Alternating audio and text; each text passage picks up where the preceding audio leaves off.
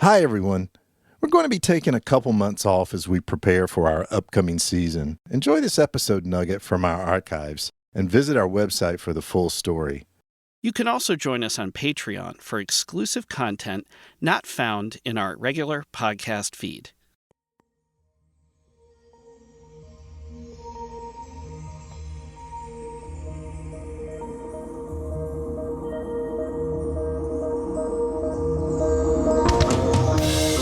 Hey everyone, it's Elliot. And Todd. Welcome to Two Designers Walk Into a Bar, an ongoing conversation about pop culture and iconic design.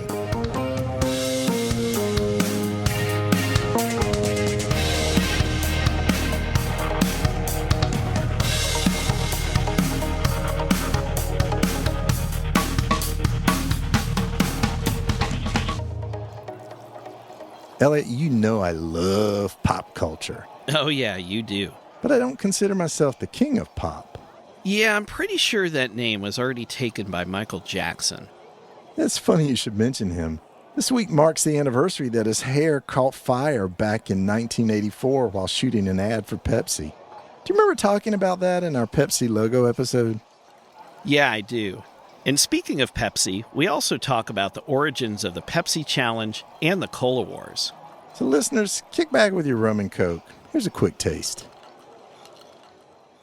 Okay, so Pepsi's rebranding was sort of like the Pepsi Challenge, but for Pepsi. So, okay, so I'm sure there are a lot of people out there. Todd, as we know, we have millions upon millions of rabid listeners who are A, Taylor Swift fans, and B, younger than us. So I feel that we need to explain the Pepsi Challenge real quick, because this led to another debacle in the ongoing soda wars, right? Okay, so let's talk about that a little bit. Pepsi came up with an ad campaign that began in the mid-'70s, but really started to take off in the '80s, and it was called the Pepsi Challenge.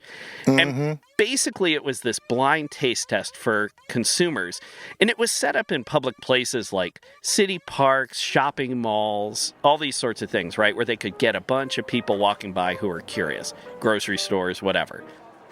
And so there were these two cups, it'd be like a little card table or TV table, like the kind of deluxe setup we have here in the podcasting headquarters. Oh, yeah. Yeah. Executive setup. Yeah, it was very high end. And so there'd be these two cups in front of this, like, sort of little folding barrier that had Pepsi Challenge written on it.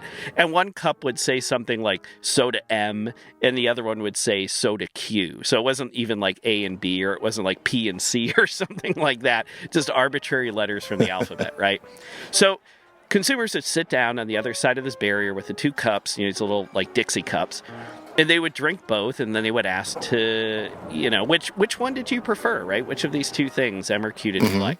So invariably, more of them actually chose Pepsi. So, of course, Pepsi loved this. I think the Pepsi had rum in it. Yeah. It probably, if it didn't have rum in it, it probably had a lot of cane sugar. But I wouldn't put it past them to put rum in it. But, Todd, this is great that you're questioning the science of all this, okay? So Coke actually decided to do the same thing and conduct their own tests with, I don't know if it was with their employees, I don't know if it was with consumers, but they basically did the same test themselves, and they had sort of an oh shit moment because actually Pepsi was right. Oh, wow. Really? Yeah. So that is what led to the formulation and release of New Coke. So on the heels of all this Pepsi work, Arnell was asked to reimagine the Tropicana brand, which is, of course, orange juice, and it's also owned by Pepsi.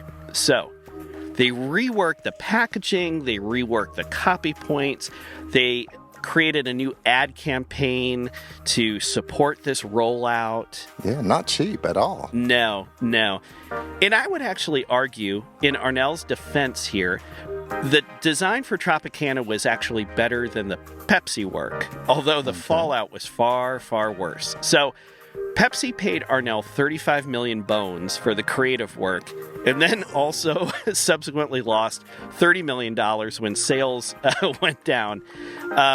And it quickly forced them to return to their original packaging. Okay, Todd, Oh, I gotta wow. ask you a question here. Okay. All right. So they rolled back this packaging after spending millions and millions of dollars. How long do you think it took Pepsi to make this decision?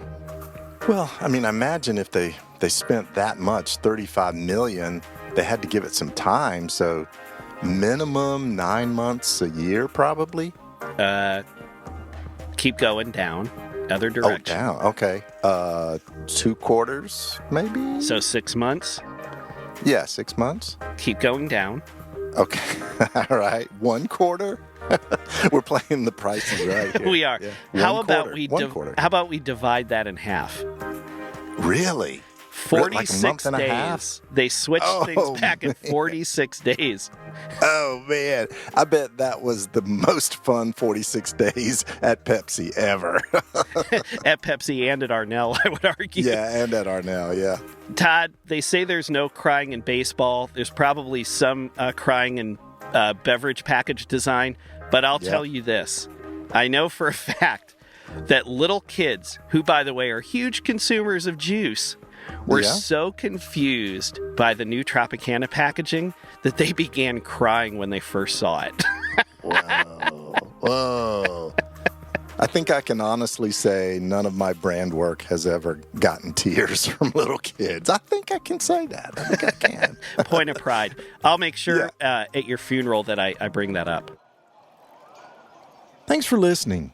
Don't forget to tell a friend, leave a review on your platform of choice, and subscribe so you don't miss a thing. We're always here for you at twodesignerswalkintoabar.com.